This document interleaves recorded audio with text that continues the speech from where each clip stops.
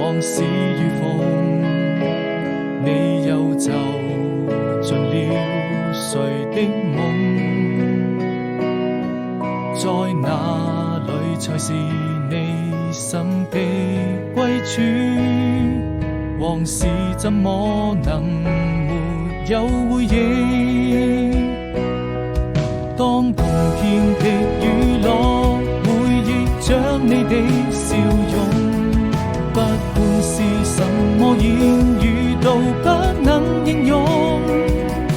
當抬頭望星空，故鄉的夜太朦朧，依然還是你眼中那片霓虹。